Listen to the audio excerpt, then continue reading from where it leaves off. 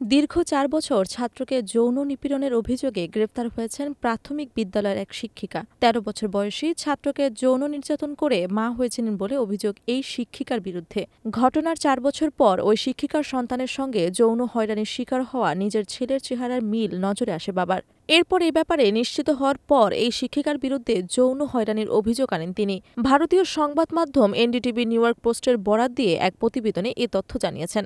প্রতিবেদনে বলা হয়েছে, অভিযুক্ত শিক্ষিকা লরা ক্যারন নিউ জার্সির এক প্রাথমিক বিদ্যালয়ের ৫ম শ্রেণীর শিক্ষক হিসেবে দায়িত্ব পালন করেছেন।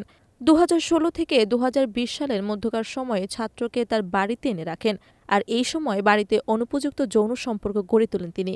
২০০৫ সালে জন্ম নেওয়া ভুক্তভোগী শিক্ষার্থী তখন ৫ম শ্রেণীতে পড়তেন। নিজ পরিবারের সঙ্গেই থাকতেন তিনি। তবে পরে নিজের ছেলে ও মেয়েকে ২০১৬ সালে কিছু সময়ের জন্য দূরসম্পর্কের আত্মীয়র এক শিক্ষিকার বাড়িতে থাকার অনুমতি দিয়েছিলেন ভুক্তভোগীর পরিবার। সেই সুযোগে ওই শিক্ষিকা তার সাবেক ছাত্রের সঙ্গে অনুপযুক্ত যৌন সম্পর্ক গড়ে তোলেন এবং পরে অন্তঃসত্ত্বা হয়েছিলেন বলে অভিযোগ।